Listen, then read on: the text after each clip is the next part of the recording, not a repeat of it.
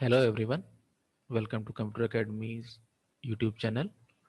और हमारा वीडियोस की ये सीरीज चल रही है जिसमें कि हम नंबर के बेस कन्वर्जन के प्रोग्राम्स देख रहे हैं। लास्ट प्रोग्राम में हम देख चुके हैं कि किसी भी बाइनरी नंबर को डेसिमल में कैसे कन्वर्ट करते हैं, उसका प्रोग्राम देखा था हमने और मैनुअल वर्किंग भी देखी थी। तो उसी सीरीज के सीक्वेंस में हमारा ये नेक्स्ट प्रोग्राम है और जिसमें हम देखेंगे conversion number two to convert a decimal number to its binary equivalent। तो ये वर्क हम कैसे करेंगे? प्रोग्राम करने से पहले लास्ट वीडियो की तरह पहले हम उसका मैनुअल प्रोसेस देख लें कि हम ये कैसे करते हैं। नंबर भी मैंने वही लिया है जो लास्ट में हमारा रिजल्ट आया था, डेसिमल इक्विवेलेंट आया था, उसी को मैंने अब इनपुट ले लिया है। 19 बेस 10 मतलब 19 एक डेसिमल नंबर है, उसका इक्विवेलेंट बेस 2 मतलब बाइनरी नंबर निकालना है। लास्ट वीडियो में थोड़ा सा मैं बेस 2 को डेसिमल बोल गया था बाय मिस्टेक, तो करेक्ट कर लीजिएगा आप लोग अपने नोट्स में। तो बेस 2 में कन्वर्ट करना है मतलब बाइनरी इक्विवेलेंट में कन्वर्ट करना है।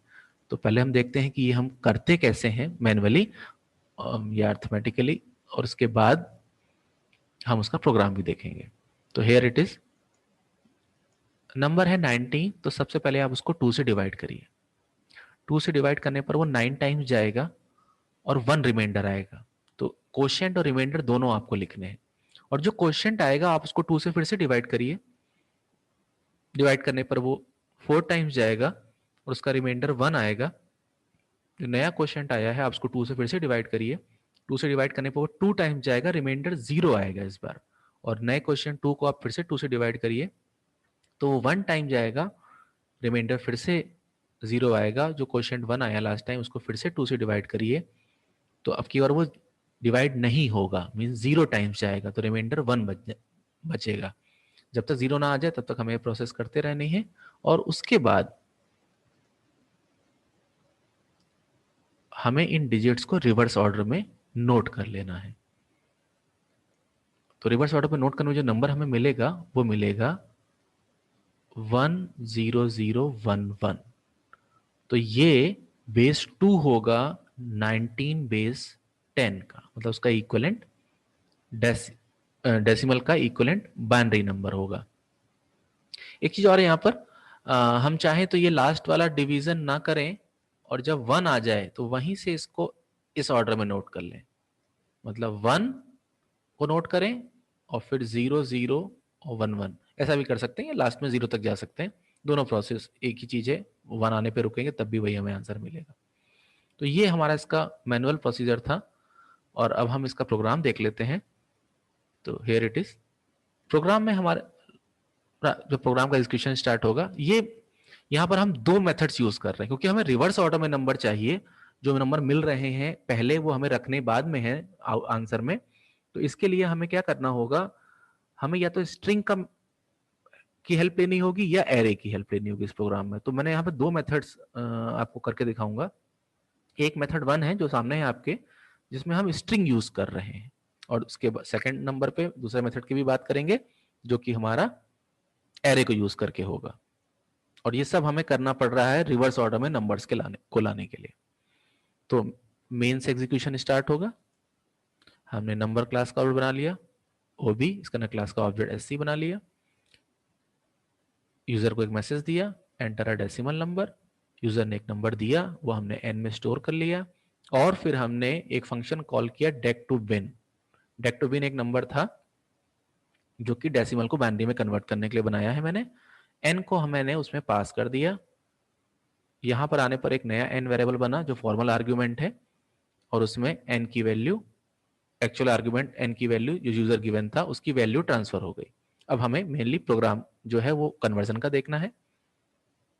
ये फंक्शन कैसे वर्क करेगा, सबसे पहले फंक्शन में एंटर करते ही हमने एन की एक कॉपी बना ली। एक स्ट्रिंग वेरिएबल ले लिया बिन, जिसको हमने नल कर लिया,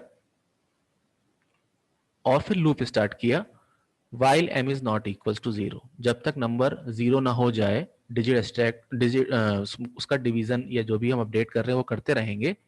सबसे पहले हमने int d equals to m mod 2 किया। m mod 2 करने से क्या हुआ, रिमाइंडर निकला। अब रिमाइंडर को हमने बिन जो स्ट्रिंग बनाई थी उसमें प्लस किया, और आपको स्ट्रिंग की प्रॉपर्टी पता है कि स्ट्रिंग में जब भी कभी हम प्लस करते हैं किसी भी चीज को, चाहे वो दूसरा नंबर हो या स्ट्रिंग हो, वो कॉन्केटिनेट होके एक नई स्ट्रिंग बना देता है। और कॉन्केटिनेशन भी कुछ इस तरह का कि जो जिस साइड प्लस किया जाएगा वो उधर ही कॉन्केटिनेट हो जाएगा। तो हमने डी को लेफ्ट साइड, तो जो भी नई वैल्यूज आएंगी वो लेफ्ट साइड आती जाएंगी जो रिमाइंडर्स हैं हमारे, और इससे जो हमें नंबर फॉर्म होके मिलेगा वो रिवर्स ऑर्डर में ही नंबर फॉर्म होके मिलेगा। तो हमने इसको ऐसे मॉड किया और उसको बिन स्ट्रिंग में कॉन्केटिनेट कर लिया लेफ्ट साइड, और फिर डिवाइड करके न्यू क्वोशिएंट बना लिया। वापस ऊपर गए, नंबर अगर जीरो नहीं हुआ है तो उसका 2 से मॉड निकाला। लास्ट टाइम पर जो बिन में डिजिट कॉन्कैट हो गई थी उसके लेफ्ट साइड में करंट डिजिट जो करंट रिमाइंडर आया है उसको और कॉन्कैट कर लिया, डिवाइड बाय 2 करके m को एक नया क्वेश्चन बना लिया और उसको लेके फिर ऊपर चले गए। अगर वो नंबर जीरो नहीं हुआ है तो उसका फिर से 2 से मॉड करके रिमाइंडर निकाला, उस रिमाइंडर को प्रीवियस जो स्ट्रिंग बनी हुई थी रिमाइंडर्स की उसके लेफ्ट साइड में कॉन्कैटिनेट कर लिया, और फिर से न्यू क्वेश्चन फाइंड कर लिया 2 से डिवाइड करके और वापस ऊपर गए, और ये प्रोसेस हमारी इस तरह से रिपीट होती रहेगी। अब हमारे पास जो बिन स्ट्रिंग है उसमें हमारा इक्विवेलेंट बाइनरी नंबर आ गया है। हम बिन को डायरेक्ट प्रिंट भी करा सकते हैं, मगर इंटीजर फॉर्मेट में ही चाहिए आंसर अपना, तो इंटीजर डॉट पारसेंट, ये कर्सर का साइन है ध्यान रखिएगा, ये कुछ सिंबल मैंने नहीं लगाया, कर्सर है वही स्क्रीनशॉट में आ गया। तो इंटीजर डॉट पारसेंट फंक्शन होता है जो कि किसी भी स्ट्रिंग को, ऐसी स्ट्रिंग जिसमें सिर्फ डिजिट्स कंटेंड हो, करेक्टर्स जो है सिर्फ डिजिट्स हो, उसको इंटीजर में कन्वर्ट करके हमें रिटर्न करता है। तो हमने उस फंक्शन, उस नंबर स्ट्रिंग वाले वैल्यू को जिसमें डिजिट्स थी हमारी, उसको हमने बाइनरी में कन्वर्ट करके बी में स्टोर कर लिया। मैं फिर से कह रहा हूँ डायरेक्ट बिन भी प्रिंट कर सकते हैं, मगर आपको वो किसी दूसरी प्रोसेस के लिए चाहिए तो आपको स्ट्रिंग में हो सकता है ना चाहिए हो, नंबर में चाहिए हो, तो आप इस फंक्शन से कन्वर्ट कर लें। आपको बी में वो नंबर मिल गया,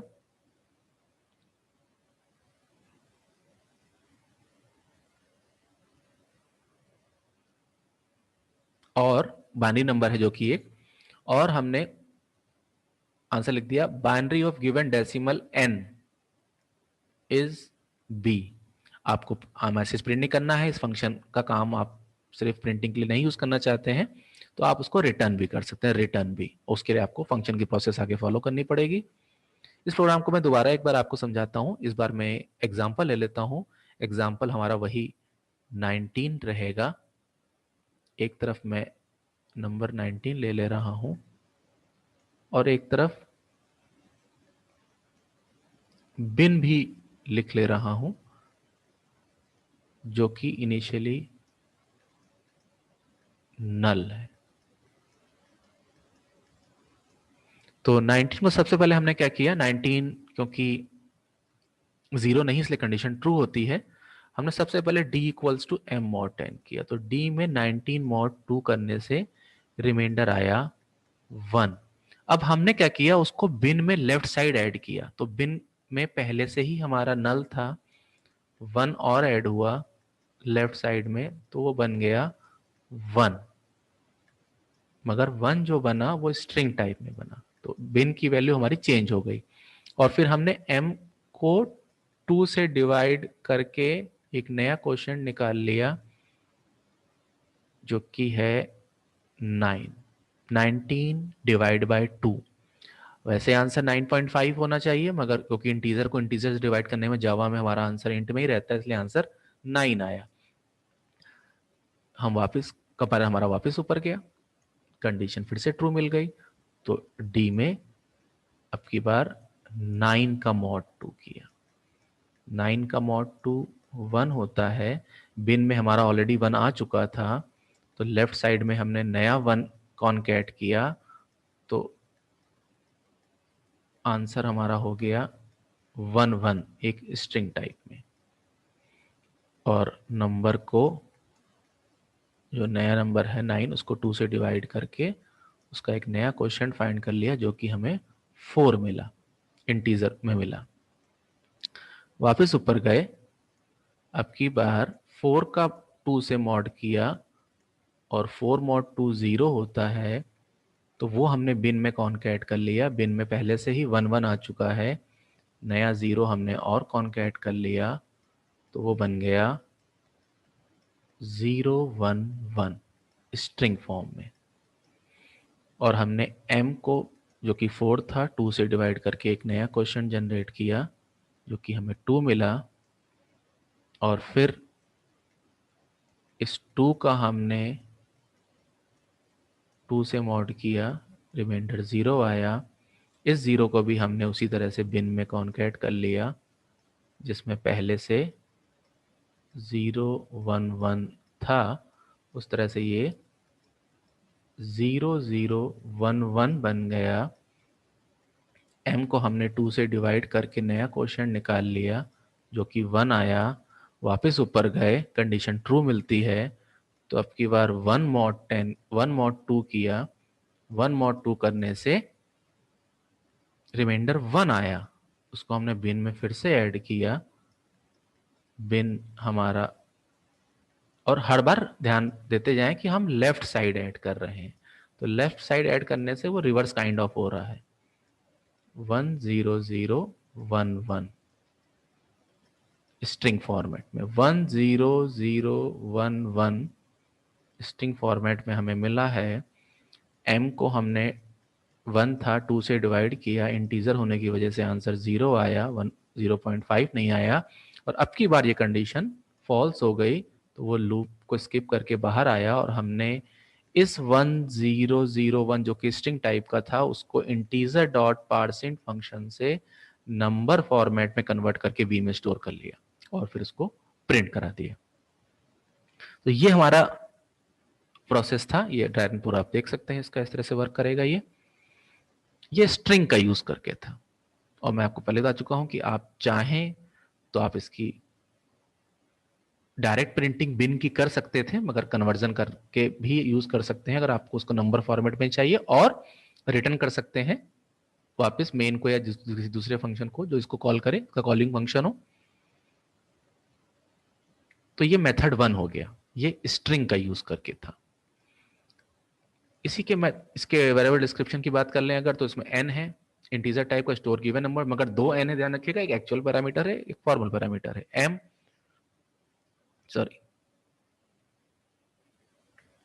m जो कि n की कॉपी स्टोर कर रहा है। बिन एक स्ट्रिंग टाइप का वेरिएबल है जो कि बाइनरी इक्विवेलेंट स्टोर कर रहा है स्ट्रिंग फॉर्मेट में। d रिमाइंडर के लिए है, और b बाइनरी इक्विवेलेंट। तो 2 बाइनरी इक्विवेलेंट दिख रहे हैं आपको यहाँ पर, मगर एक बाइनरी जो है वो स्ट्रिंग टाइप वाला है, और एक बाइनरी जो है जो हमने कन्वर्ट करके इंटीजर डॉट पार्सेंट से इंटीजर फॉर्मेट में निकाला है, ये उसके लिए है। पहले इस प्रोग्राम को रन करके देख लेते हैं, उसके बाद इसके मेथड 2 के बारे में भी बात कर लेंगे। ये प्रोग्राम है हमारा। इस प्रोग्राम में हमने, आप देख सकते हैं कि वही जो आपने प्रोग्राम देखा था अभी, स्क्रीनशॉट इसी का था। यहाँ से फंक्शन कॉल करके नंबर सेंड करके वही सारी प्रोसेस की है। इसको अब हम, ये हमारा प्रोग्राम है, इसको हम कंपाइल कर लेते हैं। कंपाइल करने पर नो सिंटैक्स एरर का मैसेज आ गया। अब इसको हम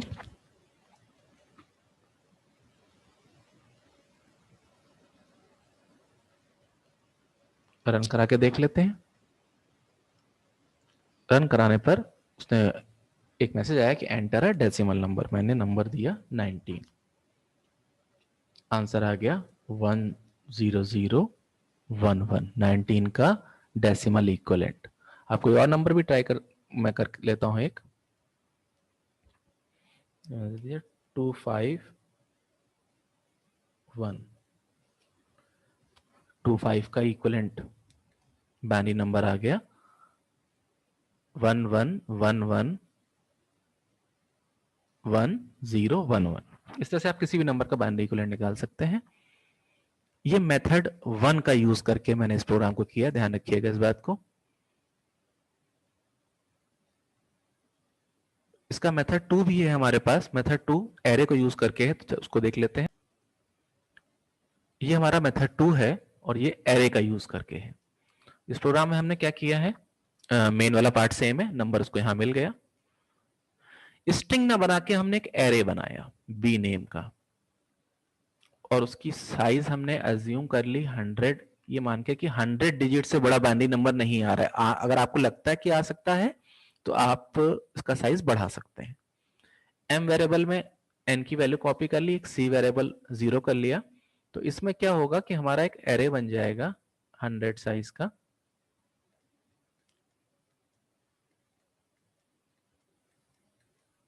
जीरो 1 2 3 4 5 6 ऐसे 99 तक उसके इंडेक्स हो जाएंगे। सी वेरिएबल हमारा 0 हो जाएगा। सबसे पहले हमने लूप स्टार्ट किया, एम अगर 0 नहीं है, 19 का एग्जांपल ले लेता हूं मैं, तो 19 का 2 से मॉड किया तो आंसर आया 1। उस 1 को मैंने एरे के 0 सी इंडेक्स नंबर पे, सी के लिए 0 है, उस इंडेक्स नंबर पे कॉपी कर दिया, स्टोर कर दिया। तो यहां पर 1 स्टोर हो गया एरे में, और 19 डिवाइड बाय 2 करके उसको 9 कर लिया। वापस ऊपर गए, 9 का मॉड 2 किया। एक मिनट, एक स्टेप बीच का मैंने नहीं बोला, ऊपर नहीं गए और m डिवाइड बाय 2 नहीं किया, उससे पहले c प्लस प्लस कर लिया। c की वैल्यू 1 इसलिए क्योंकि अब जो रिमाइंडर आएगा वो नेक्स्ट इंडेक्स पे स्टोर होगा। फिर m को 9 कर लिया, वापस ऊपर गए, 9 मॉड 2 से नया रिमाइंडर आया जो कि 1 ही आया, उसको a of b of c पे, c की वैल्यू 1 है, नेक्स्ट इंडेक्स पे स्टोर कर दिया। c प्लस प्लस से c की वैल्यू 2 कर ली, नंबर 9 डिवाइड बाय 2 करके 4 कर लिया, 4 मॉड 2 के तो रिमाइंडर 0 आया, वो c ऑफ 2 पे स्टोर हो गया, c की वैल्यू 3 हो गई।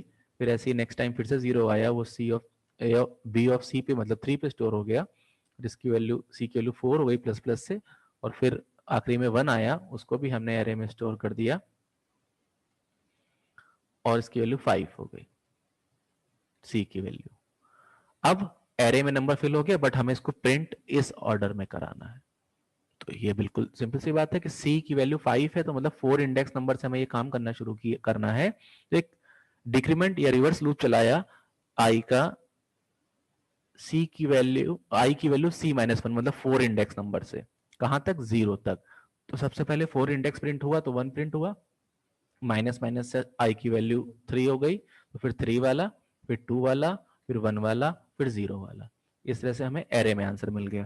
प्रीवियस प्रोग्राम में उस प्रोग्राम में फर्क इस चीज का है कि वहां हमें पूरा एक नंबर मिल जा रहा था, जबकि हमें यहाँ पूरा नंबर नहीं, एरे में अलग अलग डिजिट्स मिलेंगे, आपको उसको सिर्फ शो करना होगा प्रिंट करा के, जबकि वहां हमें पूरा एक नंबर एक वेरिएबल में मिल रहा था। ये आपकी चॉइस है, आप क्या कैसे इसको करना चाहते हैं, प्लस कैसी नीड है आपको। नंबर चाहिए मतलब आप बाइनरी नंबर निकाल के उसके बाद फिर उसका कुछ और प्रोसेस करना चाह रहे हैं, 2 बाइनरी नंबर से ऐड या कुछ ऐसा करना चाह रहे हैं, तो आप उसको नंबर में निकाल सकते हैं, और खाली आप सिर्फ इतना ही पर्पस है आपका कि आपको प्रिंट कराना है, तो आप एरे में भी कर सकते हैं।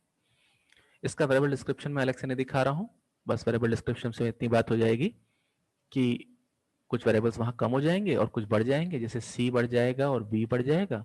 बी वहां पर स्ट्रिंग टाइप का था, बिन था मतलब स्ट्रिंग टाइप का, और बी में इंटीजर टाइप में आंसर आ रहा था, यहाँ एरे है, ये उसका इंटीजर टाइप का एरे आ गया है, और सी वेरिएबल इंडेक्स नंबर्स को बढ़ाने के लिए यूज किया गया है, और आई लूप वेरिएबल के लिए। तो ये इसका सेकंड वे है, एग्जीक्यूशन वैसे ही होगा और हमारा आंसर आ जाएगा इसका। तो ये हमारा कन्वर्जन था डेसिमल नंबर को बाइनरी में कन्वर्ट करना। 2 वे हमने देख लिए, एक स्ट्रिंग का यूज करके देखा और दूसरा एरे का यूज करके देखा। तो ये 2 कन्वर्जन हमारे आज इस वीडियो की बात हो गई। इस सीरीज के नेक्स्ट वीडियो में हम देखेंगे डेसिमल टू ऑक्टल कन्वर्जन। ये हमारा नेक्स्ट वीडियो का पार्ट का टॉपिक होगा। So keep watching, meet you soon.